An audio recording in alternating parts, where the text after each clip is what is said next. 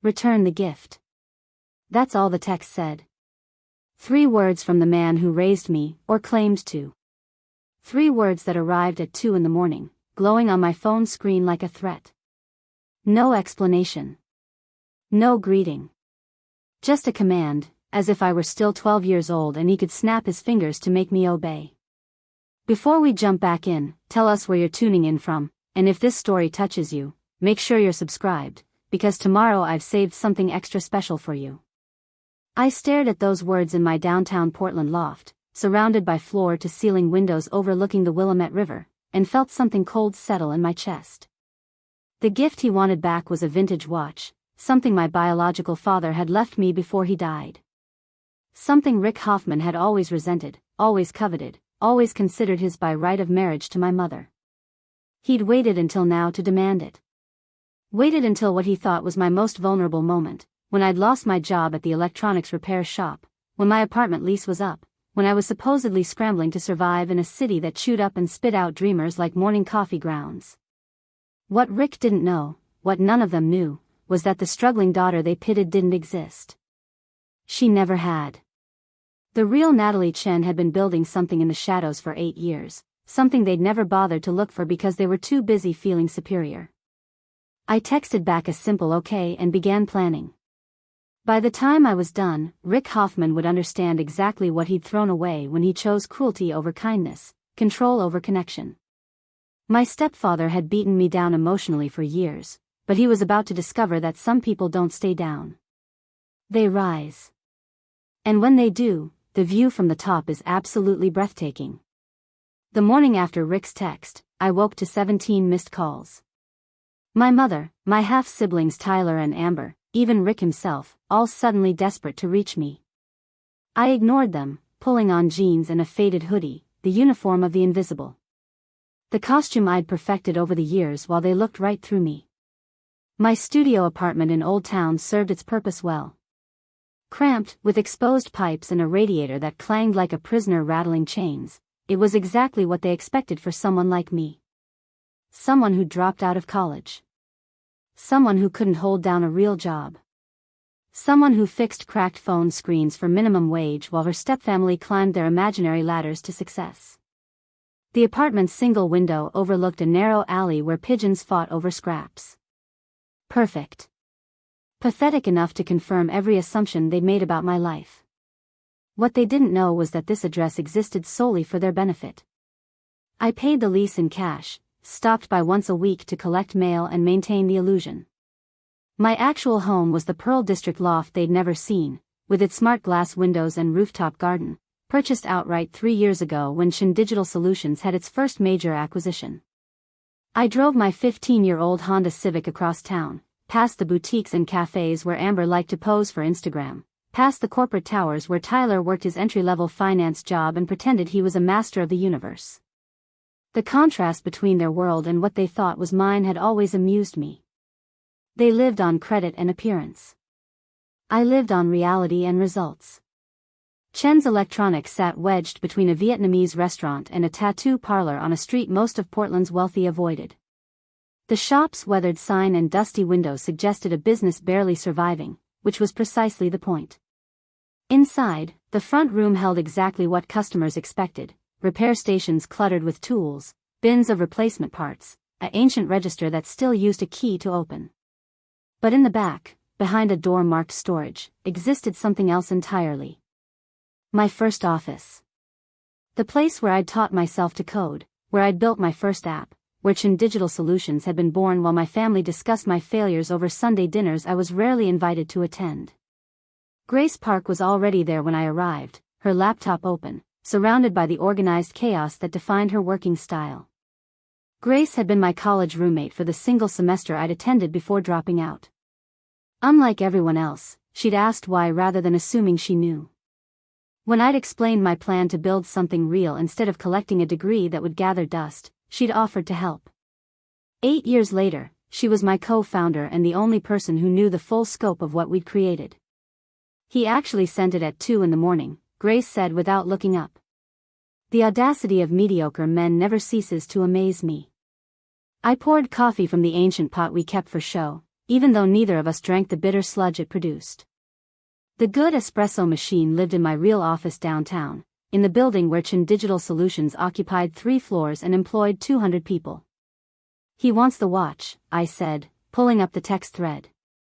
"My dad's watch. The one thing I have left from before Mom married him." Grace finally looked up, her expression shifting from annoyance to something harder. "When are you seeing them?" "Sunday dinner. Apparently it's mandatory this time. Mom's orders."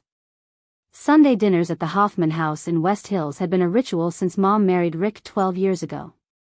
In the beginning, I'd attended regularly, enduring Rick's pointed comments about my choices, Tyler's smirking superiority, Amber's performative pity.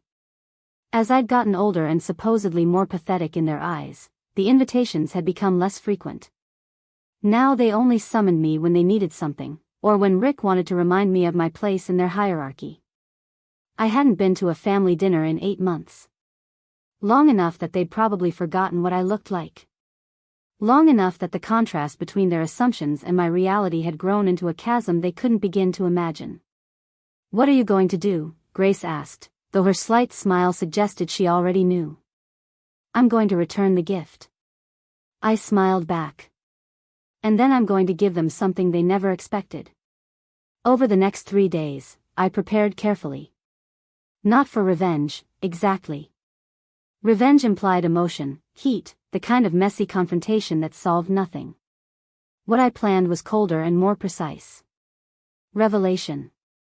The methodical dismantling of every assumption they'd built their superiority upon. The calls continued. Mom left voicemails that started concerned and progressed to irritated. "Natalie, honey, Rick is very upset about you not responding. You know how he gets. Please just call me back." As if Rick's moods were natural disasters I needed to weather rather than choices he made to intimidate and control. Tyler texted about a business opportunity, some scheme involving cryptocurrency that he'd clearly invested borrowed money into. "Need your tech expertise, sis. Could be big for both of us." Translation: he needed free consulting because he'd made another impulsive decision and was already drowning. Amber sent Instagram messages between her carefully filtered selfies. "Miss you, wish we saw you more," followed by a poorly disguised request to borrow money for rent. Again. The modeling career she'd been chasing for 3 years had produced plenty of photos but zero actual income, though she'd never admit it. I responded to none of them, letting the silence build pressure. They were used to me being available, grateful for any scrap of attention they deigned to throw my way. My absence was already unsettling them, though they didn't understand why. On Friday afternoon, I received an email that made me smile. The subject line read, "Acquisition complete." Marcus Thompson, my attorney and mentor, had successfully finalized the purchase I'd been working toward for 6 months. Rick's commercial real estate company, Hoffman Properties, was now officially owned by one of my subsidiary holding companies. Rick didn't know yet. The paperwork had been carefully structured to hide my involvement, but by Sunday dinner, he'd have received the notification that his majority shareholder position had been eliminated, his voting rights stripped, his control evaporated. The building where Hoffman Properties leased its offices? I'd owned that for 2 years, purchased through another shell company. The bank that held the mortgage on the West Hills house where my family lived?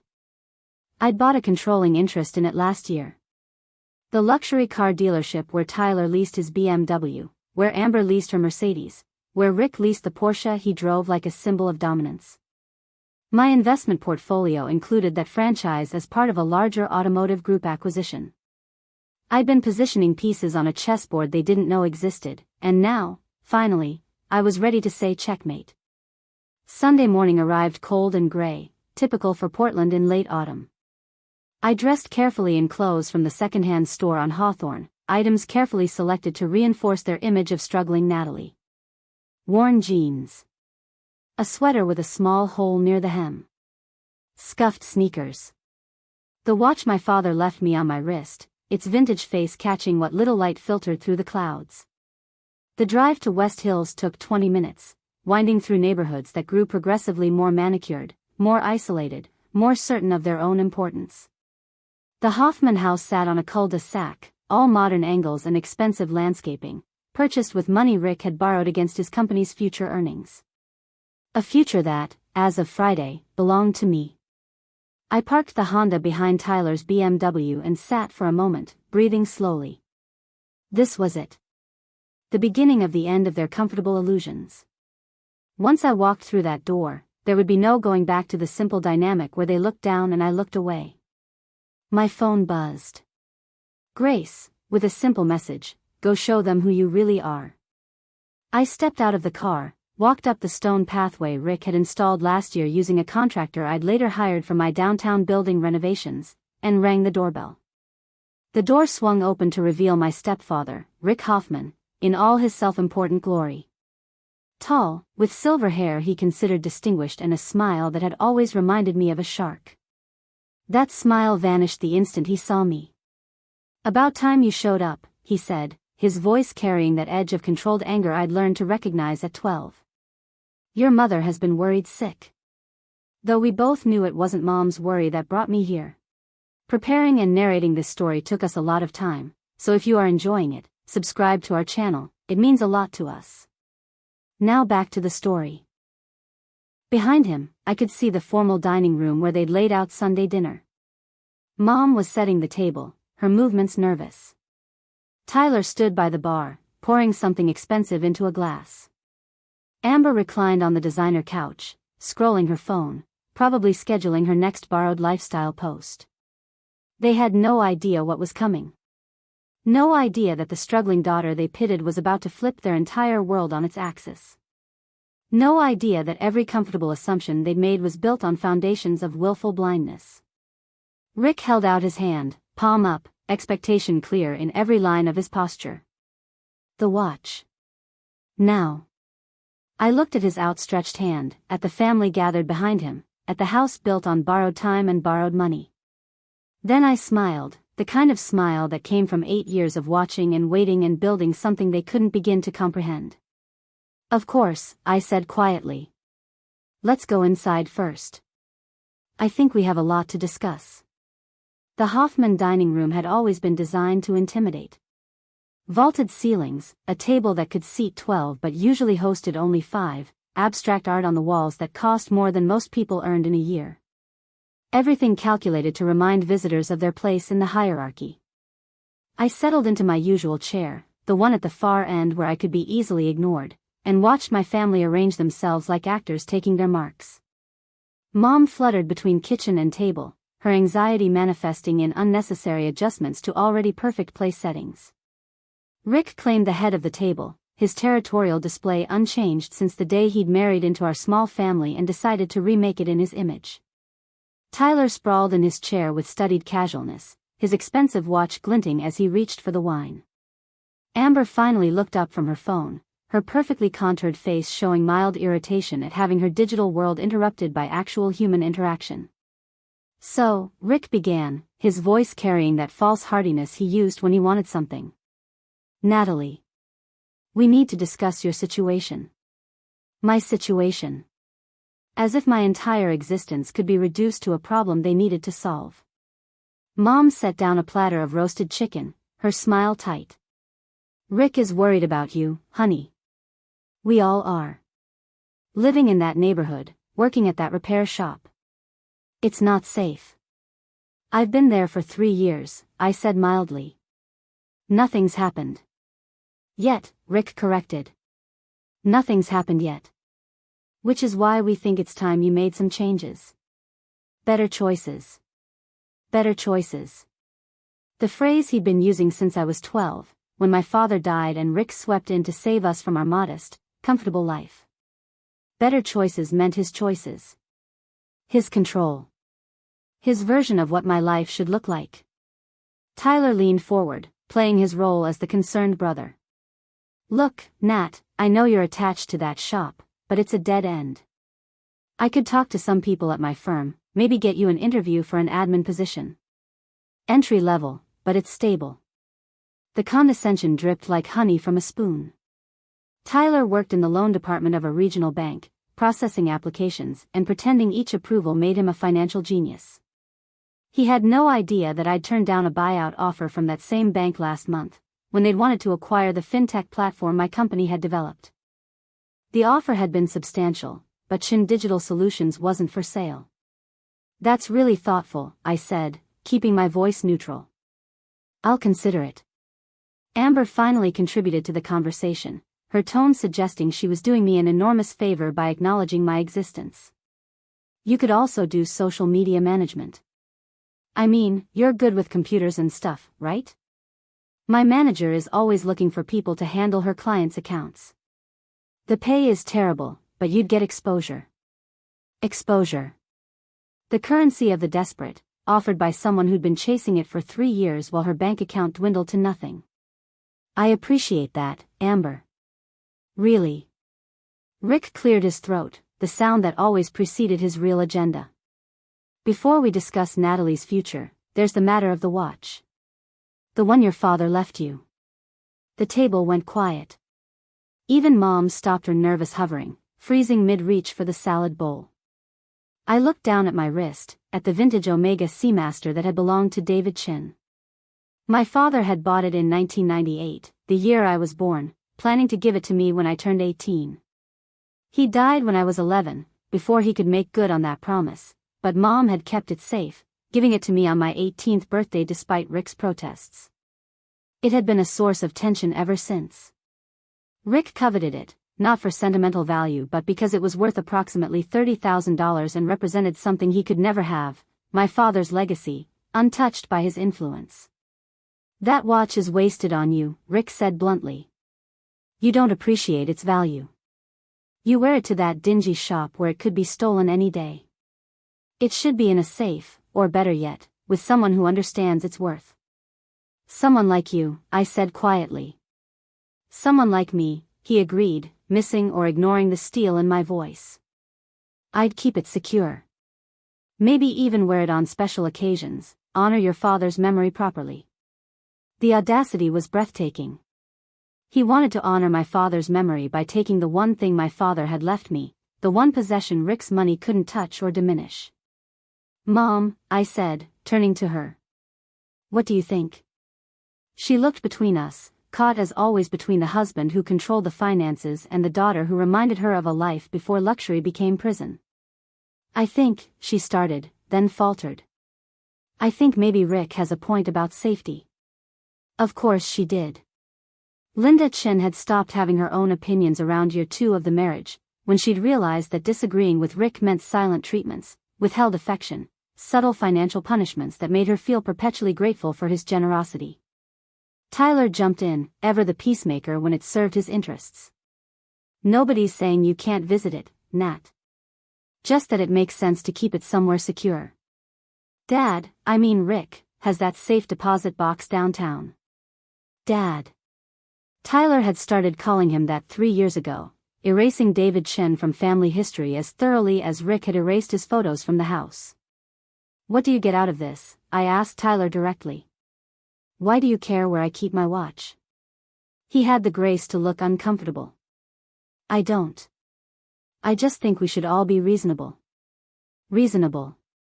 Another word that meant submit, comply, accept your place.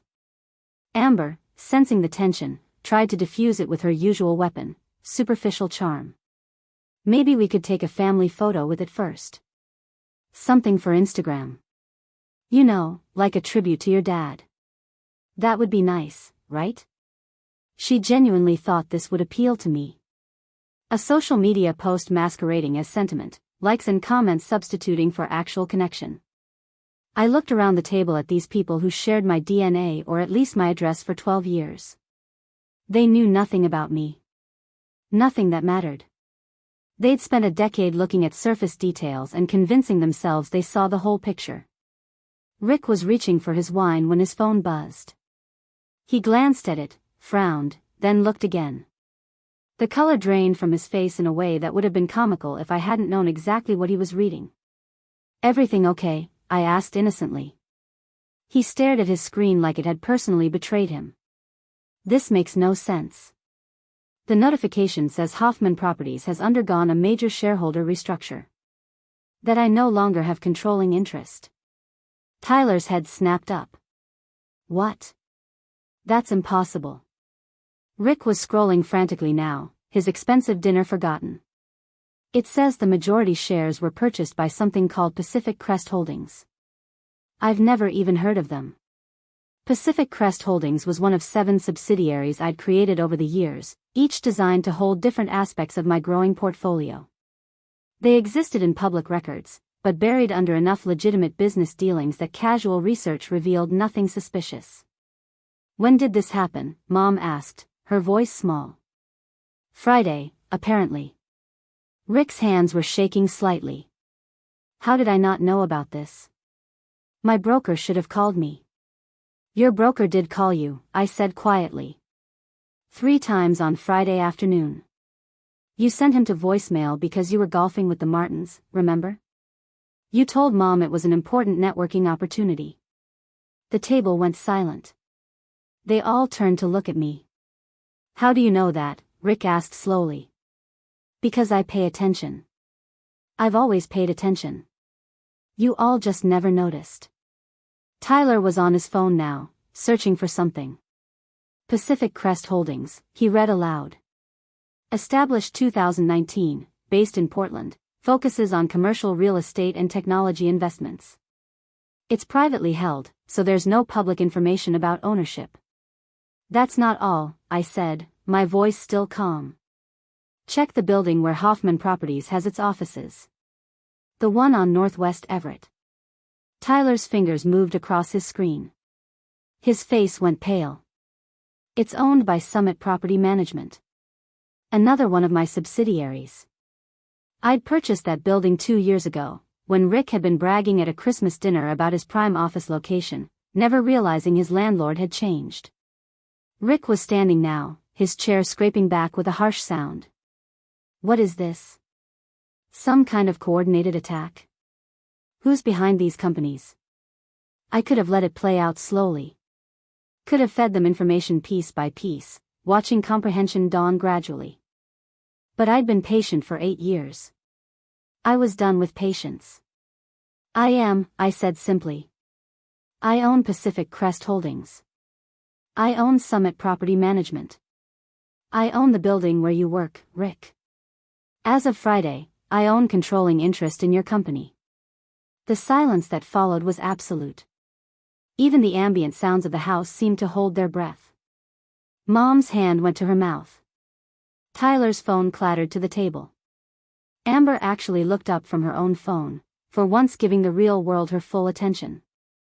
Rick recovered first, his face cycling through disbelief, confusion, and landing on anger. That's impossible. You fix phones for minimum wage. You live in a studio apartment in Old Town. You don't have that kind of money. You're right, I said. Natalie Chen, who fixes phones, doesn't have that kind of money. But Natalie Chen, who founded Chen Digital Solutions 8 years ago, does. Natalie Chen, whose company developed the scheduling platform that half the medical offices in the Pacific Northwest use, that's worth quite a bit. Natalie Chen, whose fintech innovations your bank tried to buy last month for $40 million, she has resources you can't begin to imagine. I pulled out my phone, opened my banking app, and turned it toward them. The screen showed the balance in just one of my personal accounts. The number had enough digits that it took them a moment to process what they were seeing. Tyler started, then stopped, unable to finish the sentence. 7.3 million, I supplied helpfully. That's my operating capital account. The one I use for daily business expenses. Would you like to see the investment portfolio?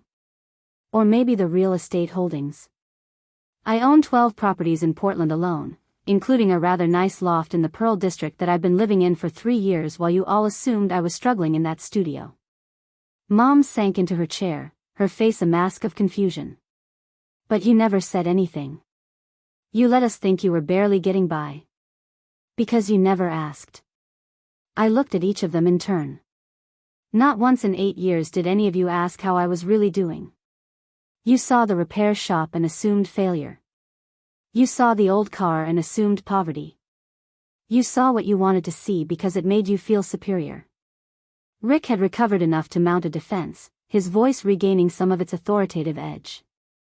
If this is true, and I'm not saying I believe it, then you've been lying to your family for years. Deceiving us. Have I? Or have I simply been living my life while you all made assumptions? I never lied about what I did. I own Chen's Electronics. That's true. I just didn't mention the other things I own. Tyler was scrolling through search results now, his face growing paler with each page. Chen Digital Solutions, he read. Founded 2017 by N. Chen. The company maintains an extremely low public profile, with the founder never appearing in press photos or interviews. I prefer to let the work speak for itself, I said. Turns out that's easier when your family thinks you're a failure. Nobody looks too closely at someone they've written off. Amber, for perhaps the first time in her adult life, seemed at a loss for words. Her phone hung forgotten in her hand as she stared at me like I'd just revealed myself to be an entirely different species. The modeling job you're trying to get with Cascade Creative, I continued, turning to her. I own 30% of that agency. They came to me for funding last year when they were expanding. Your applications keep getting rejected not because of your portfolio, but because the people reviewing them see that you list your address as this house, and they know Rick has been late on his mortgage payments for 6 months. They think you're a financial risk. I'm not late on anything, Rick blustered, but his eyes betrayed him. You're 4 months behind, I corrected. The bank has been lenient because they thought you were securing a refinance. That fell through last week when the appraisal came in low. The house is underwater, Rick. You owe more than it's worth. How do you know that? Mom whispered. Because I own 22% of the bank, I said gently. I've been tracking your financials for months. Not to hurt you, Mom, but to understand how bad things had gotten. She looked like she might cry. Her perfect life and her perfect house with her perfect husband was revealing itself to be constructed from paper and promises, and I was the wind tearing it all down. Tyler recovered enough to ask the question I'd been waiting for. Why? Why hide all this? Why let us treat you like you were nothing? Because I wanted to see if any of you would treat me well without thinking you had something to gain. I let my gaze rest on each of them. For 8 years, I waited for one of you to be kind without conditions. To invite me to dinner because you wanted my company, not because Mom insisted. To ask about my life with genuine interest instead of performative pity. And for 8 years, not one of you managed it. Rick slammed his hand on the table, making the dishes jump. This is manipulation. Psychological game playing. You're sick. I'm honest, I corrected. Maybe for the first time since Dad died. And yes, it's uncomfortable. Truth usually is when you've been living in comfortable lies. The watch, Rick said, grasping at the original argument like a drowning man clutching driftwood. You still haven't returned it. I looked down at my wrist, at the Omega Seamaster that had sparked this entire confrontation. The watch my father bought the year I was born, intending it as a symbol of time passing, of growth, of a daughter becoming herself despite what the world expected. You're right, I said slowly. I should return it. Give back what doesn't belong where it is. I stood, unclasping the watch and holding it in my palm. Rick's eyes lit with greedy triumph. But then I walked past him, past Tyler and Amber, to where my mother sat frozen at the table. This belonged to Dad, I said, pressing the watch into her hands. And Dad belonged to you before Rick convinced you to pack away his photos and pretend he never existed. So I'm returning it to where it actually belongs. With someone who loved him for who he was, not what he owned. Mom's fingers closed around the watch, tears finally spilling down her cheeks. This is ridiculous, Rick sputtered. Linda, tell her she's being absurd. But Mom didn't say anything. She just held the watch like I'd handed her something precious and lost, now found. I moved toward the door, my purpose here complete. Tyler called after me. Wait. Just wait. If all of this is true, if you really own all these companies, then what happens now? What do you want from us? I paused at the threshold of the dining room, looking back at the family I'd been born into and the family I'd been forced to join. What I wanted was for you to see me. Really see me.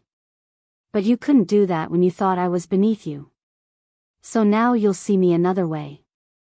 As someone you can't dismiss or control or pity. Maybe that will teach you to look more carefully at people before deciding what they're worth. Rick found his voice one last time, desperate and furious. You can't just come in here and destroy this family. I'm not destroying anything, I said quietly. I'm revealing what was already broken. The difference is that now you can't pretend otherwise.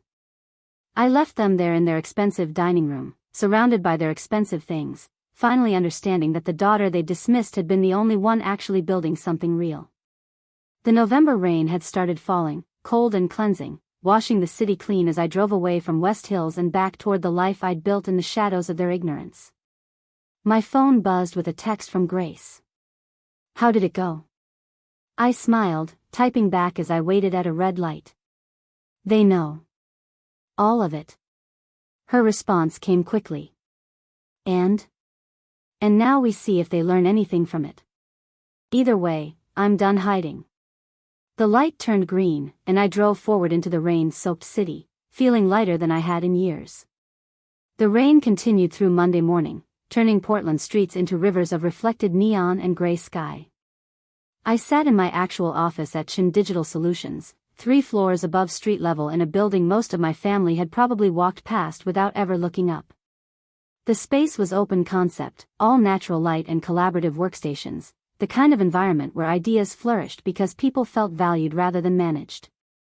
Grace arrived at 8 with coffee and a knowing look. Your phone has been blowing up since yesterday. I gestured to the device sitting face down on my desk. 43 calls. 67 texts.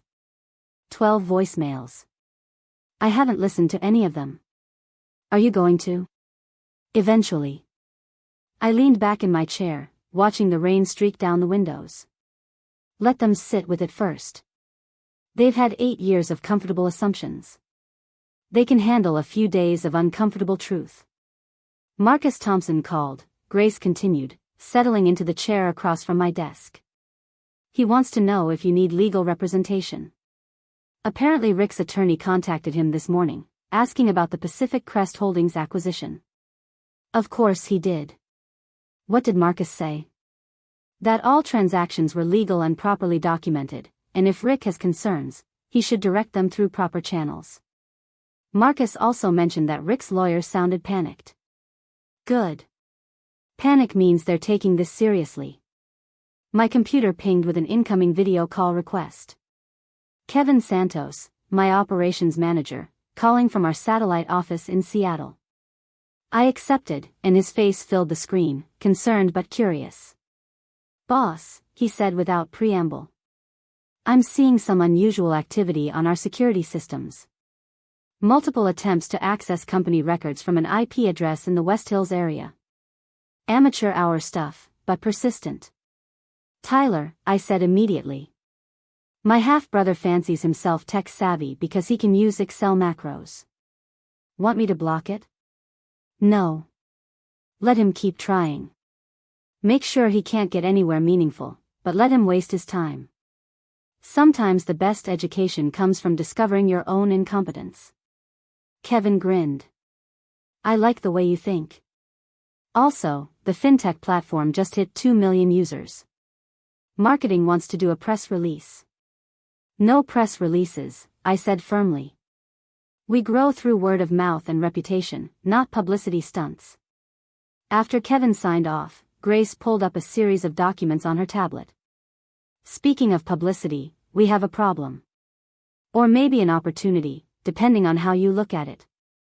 She turned the screen toward me.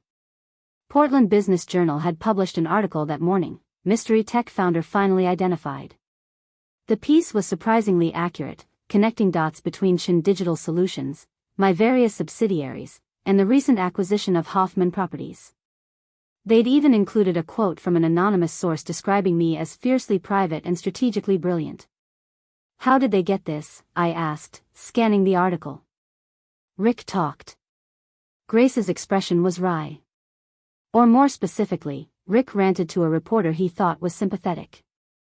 The journalist did her homework and realized she had a bigger story than one angry businessman losing control of his company.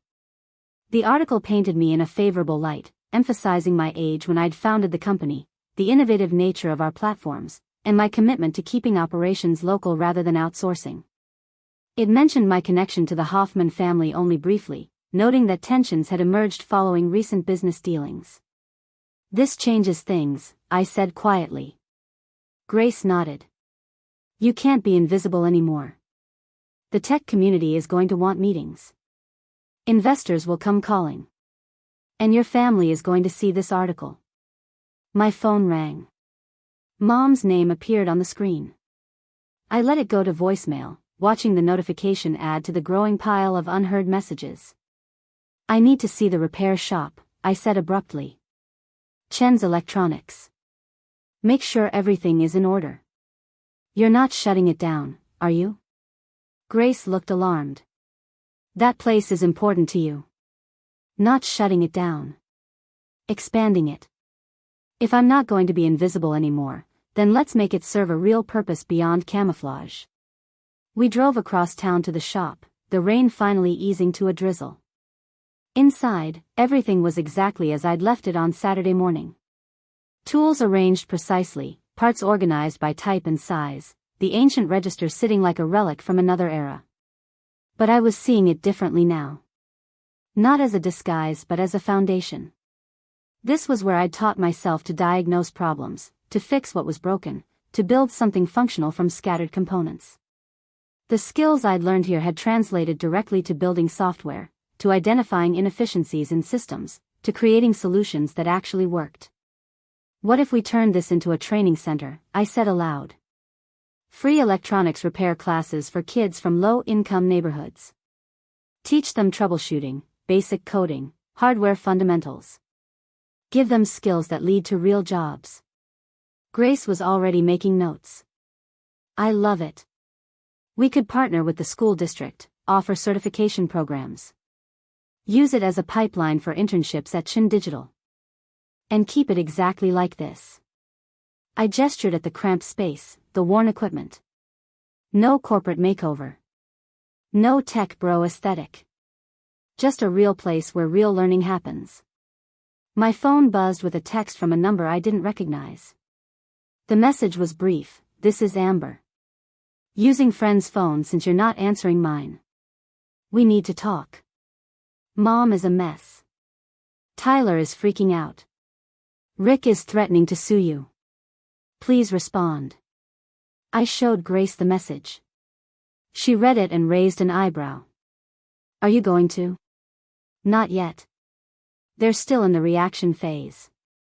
Anger, denial, bargaining. They need to get through that before we can have any real conversation." "But they're family. Are they?" I pocketed my phone.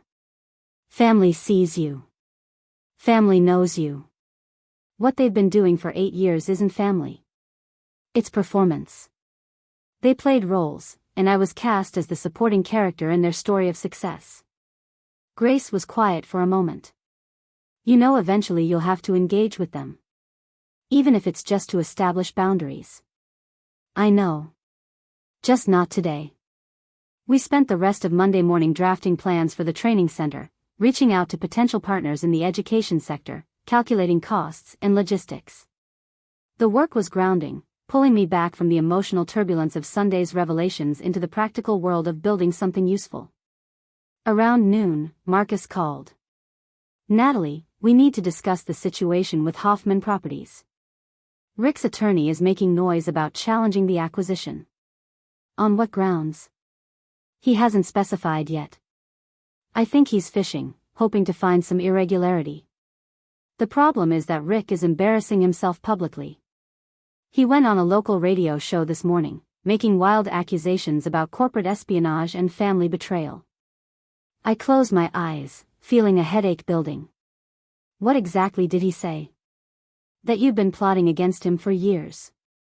That you manipulated your way into his business dealings.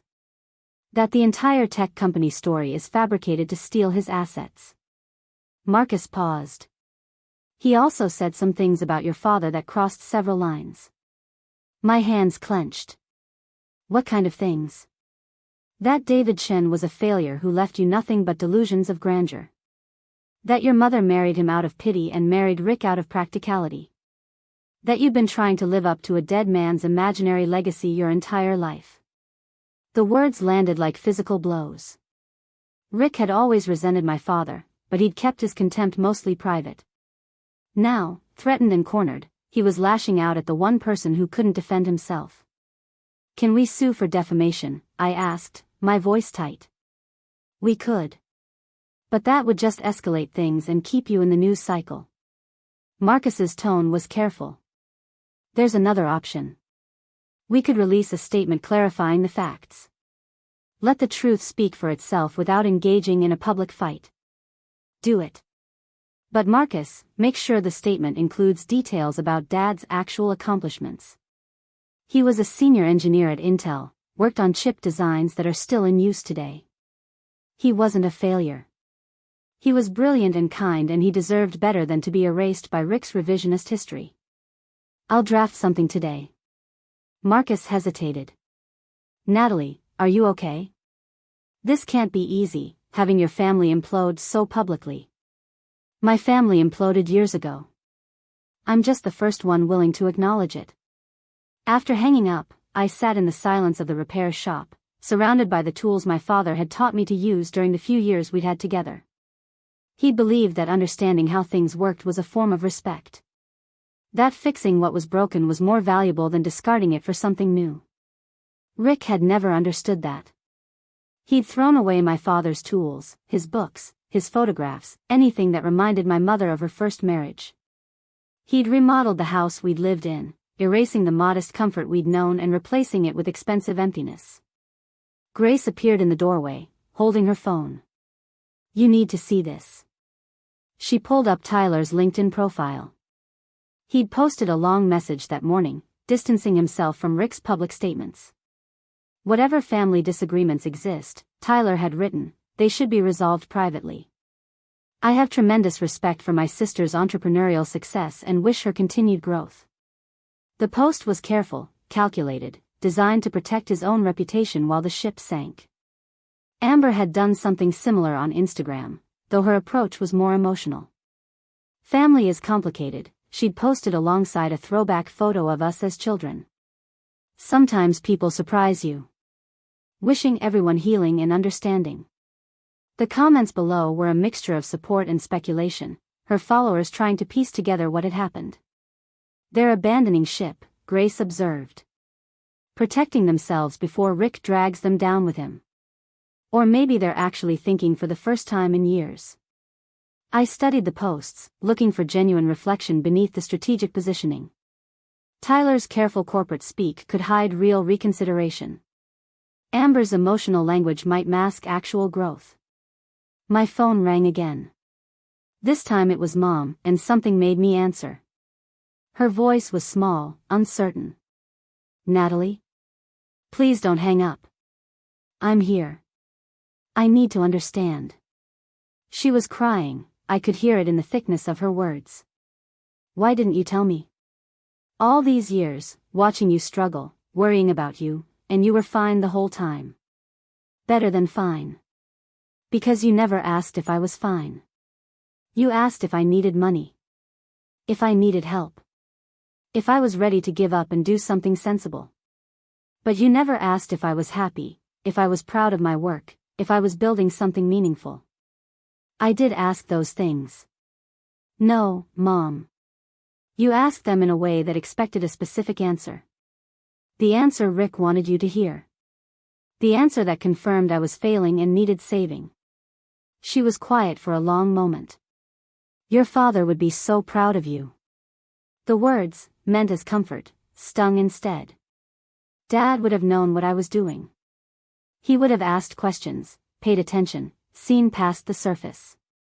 He wouldn't have needed a newspaper article to tell him his daughter was capable of extraordinary things. Mom, I said gently. I'm not angry at you. But I need you to understand that what happened yesterday, that revelation, it wasn't me attacking the family. It was me refusing to keep pretending for your comfort. Rick says you're trying to destroy him. Rick destroyed himself. I just stopped propping him up. She sobbed openly now. I don't know what to do. He's talking about divorce, about how I enabled you, about how the family is ruined. And Tyler and Amber are barely speaking to him. Everything is falling apart. Maybe it needs to. Maybe you've all been holding together something that should have broken years ago. Do you hate us? The question came out small and afraid. No. I thought about it, really considered the question. I don't hate any of you. I'm just done being invisible. Done being the person you needed me to be so you could feel good about yourselves. What happens now? That's up to you. All of you. You can keep living in the stories Rick told you, or you can start seeing what's actually in front of you. Either way, I'm not hiding anymore. After we hung up, I sat in the repair shop until the afternoon light started to fade. Grace had gone back to the main office, leaving me alone with the tools and the memories and the weight of Sunday's revelations still settling over everything. My phone showed 30 more messages, but I wasn't ready to read them yet. There would be time for engagement, for boundaries, for whatever relationships could be salvaged or rebuilt. But today, I needed to sit in the truth of what I'd done and what it meant. I'd torn down the comfortable fiction that had sustained my family for 8 years. Whether they could build something real in its place remained to be seen. But at least now, finally, they knew who I actually was.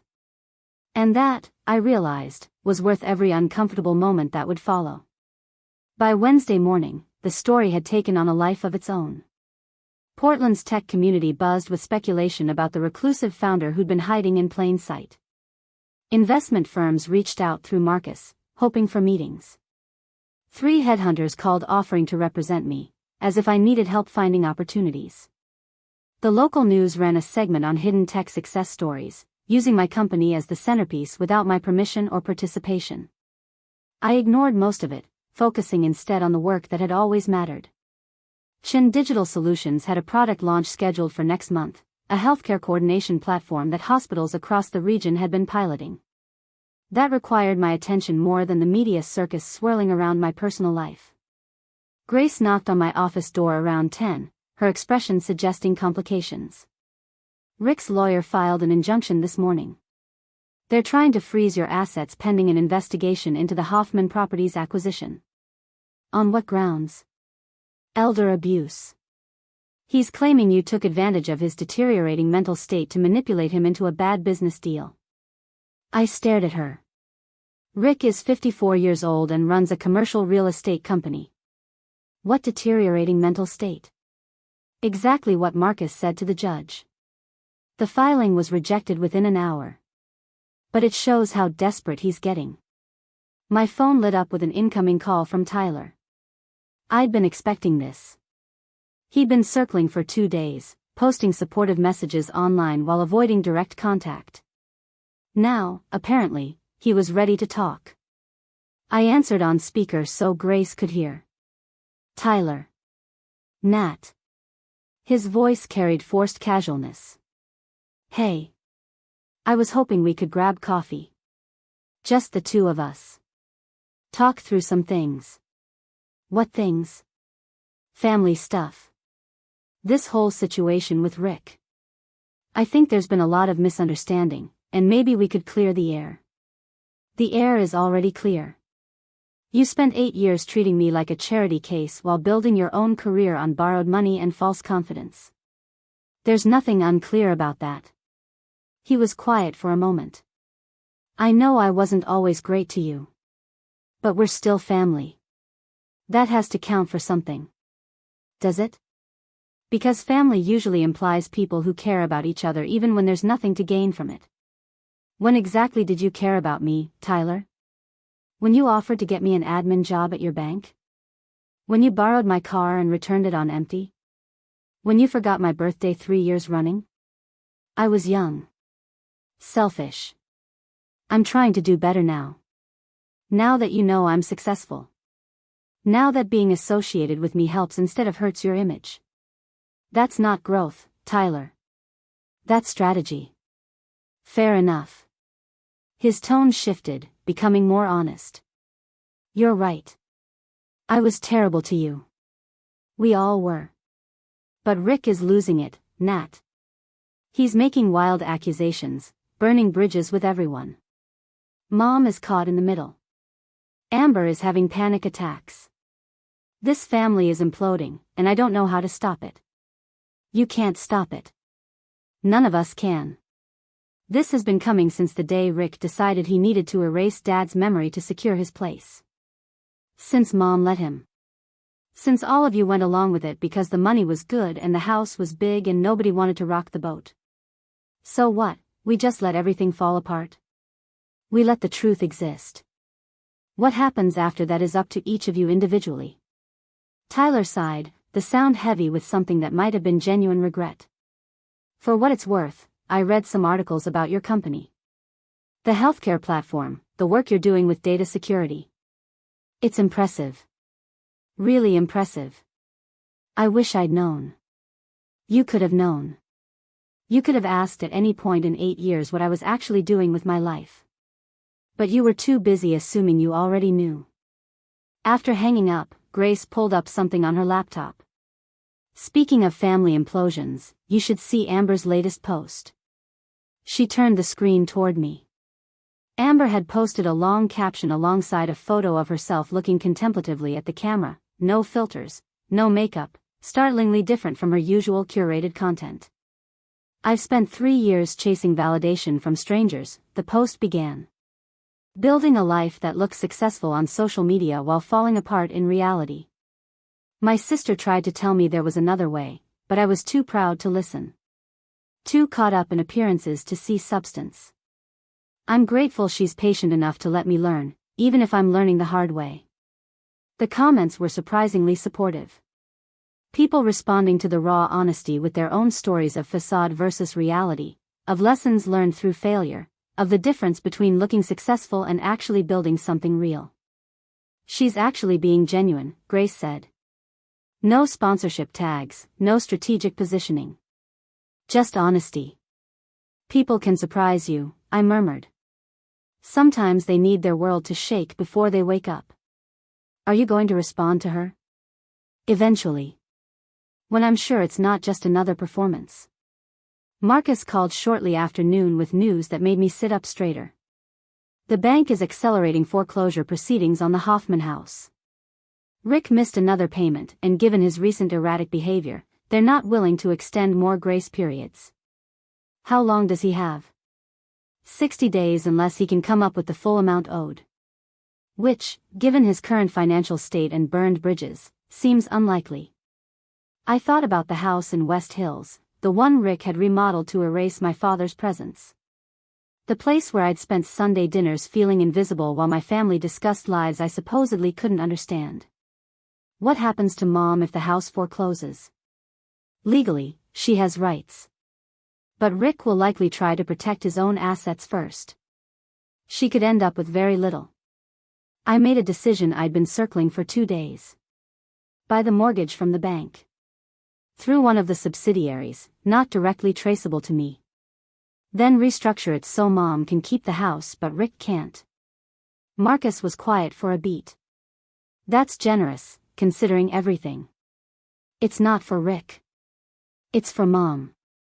She made choices I don't agree with, but she doesn't deserve to be homeless because her husband gambled their stability on ego and appearance. I'll draw up the paperwork. What about Rick? He can find his own place. Maybe something smaller and more honest. Thursday brought an unexpected visitor to my actual office. The receptionist called up, sounding uncertain. Miss Chen, there's a Linda Hoffman here to see you. She doesn't have an appointment, but she says it's urgent.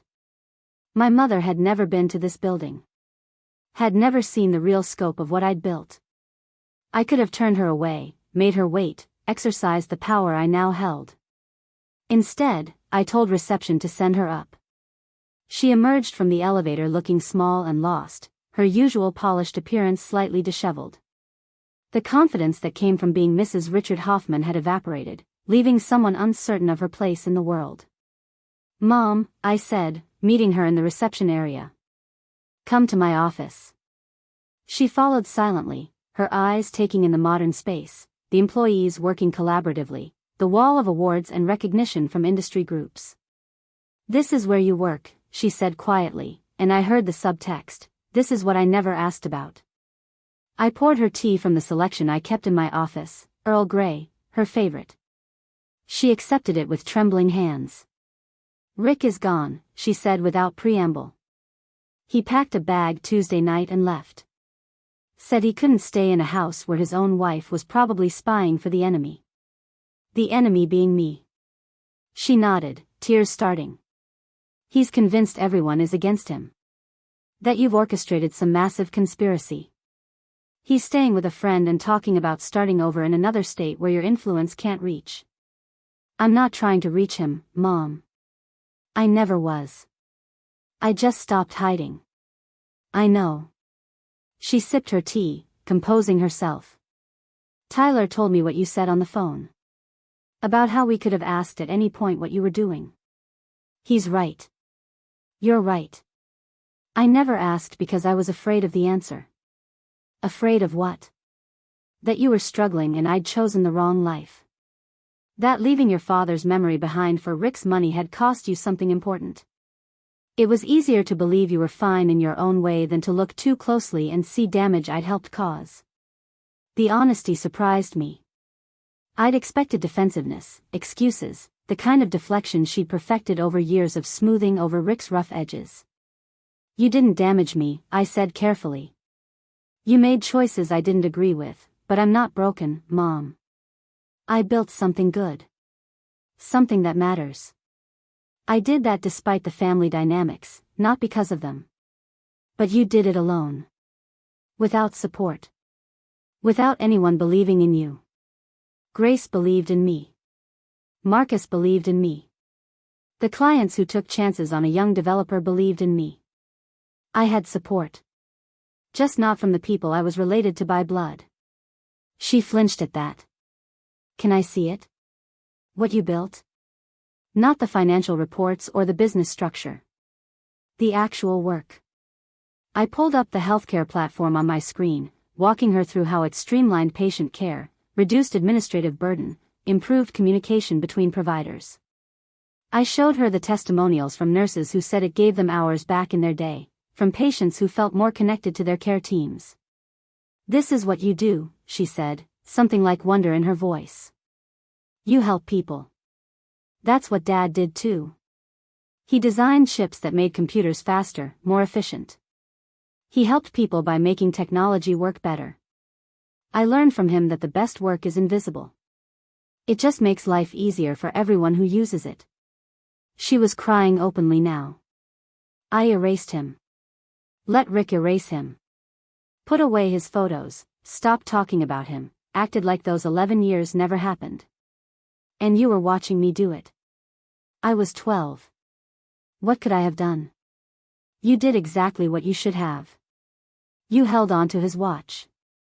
Kept his memory alive in yourself even when I was too weak to keep it alive in our home. She reached across my desk, taking my hand. I'm so sorry, Natalie. For all of it. For choosing comfort over truth. For letting Rick define our family.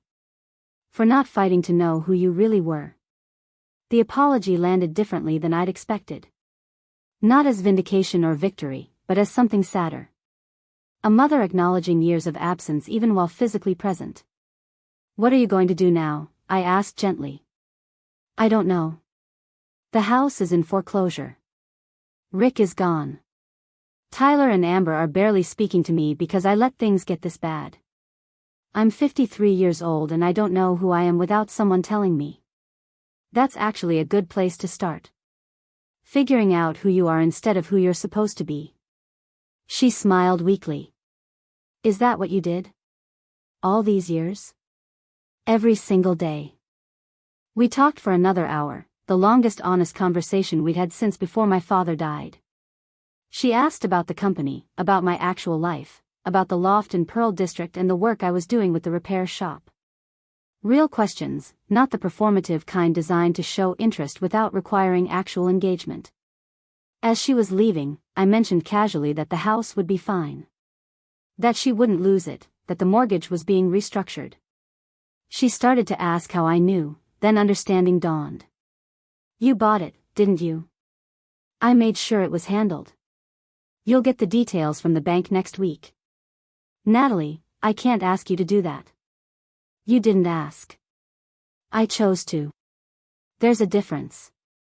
She hugged me then, really hugged me, not the brief, obligatory embraces we'd exchanged at holidays. When she pulled back, she looked more solid, more present than she had in years. Your father would be proud, she said again, but this time it felt true. After she left, I stood at my office windows watching Portland spread out below. The rain had stopped, leaving the city washed clean and sharp in the afternoon light. Somewhere out there, Rick was spinning his narrative of betrayal and conspiracy. Tyler was trying to rebuild his image. Amber was learning to value substance over surface. And I was here, no longer hiding, no longer invisible, watching the truth do what truth always did when finally given space to breathe. It disrupted. It revealed. It forced people to choose between comfortable lies and uncomfortable growth. My phone buzzed with a text from an unknown number. It took me a moment to realize it was Amber, still using her friend's phone since I hadn't unblocked her yet. Mom told me what you did with the house. Thank you. I don't deserve your help, but thank you anyway. I'm working on becoming someone who would deserve it. I saved the number, typing back simply, we all are. Working on becoming who we're supposed to be. Some of us just started earlier than others. The response came quickly, can we talk? Really talk? Not me performing or apologizing or trying to fix things. Just honest conversation about who we actually are. I considered it. Amber had always been the most lost of us, chasing validation through a lens because she'd never learned to find it internally. Maybe she was ready to learn. Maybe not. But people deserved the chance to try. Coffee Saturday morning, I replied. The shop on Morrison. 10 a.m. Grace appeared in my doorway, reading something on her tablet.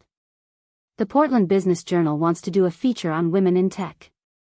They specifically requested you. Tell them I'll consider it. But no photos. No personal life details. Just the work. Still keeping some privacy? I smiled. I'm visible now. Doesn't mean I have to be on display. There's a difference between being seen and being spectacle. She nodded approvingly. Speaking of being seen, Marcus called. Rick's attorney withdrew the remaining legal challenges. Apparently Rick has decided to cut his losses and move to Arizona. Fresh start, new market, away from his failures here. And Tyler? Amber? Tyler is asking if Chen Digital would consider him for a position in the finance department. Entry level. He seems genuine about wanting to learn the business properly. I thought about that. My half-brother, who'd spent years dismissing my work, now asking for a place in the company I'd built. It would be easy to refuse, to make him understand what rejection felt like. But easy wasn't always right. Tell him we'll review his application like any other candidate. No special treatment, but no automatic rejection either. If he's qualified and willing to start at the bottom, we'll consider it. Grace smiled. You're more forgiving than I would be. Not forgiving. Just willing to let people show me who they can become instead of only seeing who they were. As the day wound down and the office emptied, I stayed late, working on code for an update to the healthcare platform. The work that had always grounded me, the building of systems that functioned efficiently and helped people without requiring credit or recognition. My father had taught me to love this work. To see elegance in clean code, beauty in efficient solutions, purpose in making complex things simple. He'd taught me that the best contributions were often invisible, that changing the world didn't require spotlights and stages. Rick had taught me something too, though not intentionally. He'd taught me that people who needed to be seen as powerful usually weren't. That those who demanded respect rarely earned it. That facades crumbled eventually, revealing whatever foundation existed beneath. I'd built my foundation quietly, carefully, honestly. Now it was visible, and it was strong enough to weather whatever came next. The city lights flickered on as evening settled over Portland. Somewhere out there, my family was rebuilding their understanding of who we were to each other. Tomorrow would bring more conversations, more revelations, more opportunities for growth or regression. But tonight, I was just Natalie Chen, sitting in the office I'd earned, doing the work I loved, finally able to be completely myself without apology or disguise. And that, I thought, was worth every uncomfortable truth that had led me here. Saturday morning arrived with unexpected clarity, the kind of November day where Portland looked almost hopeful. I reached the coffee shop on Morrison 15 minutes early, ordering chamomile tea and claiming a corner table where we could talk without performing for an audience. Amber arrived exactly on time, and the difference was startling. No elaborate outfit carefully chosen for maximum Instagram impact. Just jeans, a simple sweater, minimal makeup. She looked younger somehow, less polished but more real. "Thanks for meeting me," she said, settling into the chair across from mine. "I wasn't sure you would. I almost didn't. But people deserve chances to be different than they were." She ordered coffee, black, no fancy syrup additions or aesthetic foam art. When it arrived, she wrapped both hands around the cup like she needed the warmth. "I've been thinking a lot about Sunday," she began. "About how you just sat there while we all assumed we knew your life. How you let us be cruel because you wanted to see if we'd ever choose to be kind without reason. That's one way to look at it. Was there another way?" She met my eyes directly. "Because from where I'm sitting, you were running an 8-year experiment in human nature, and we all failed spectacularly. I wasn't trying to make you fail. I was trying to survive in a family that had already decided who I was allowed to be. The experiment wasn't mine. It was yours." She absorbed that, nodding slowly. "Mom told me about the house. That you're keeping her from losing it even though Rick doesn't deserve your help." "Rick isn't getting my help. Mom is. There's a difference. Tyler applied for a job at your company." "I know. We'll evaluate his application fairly.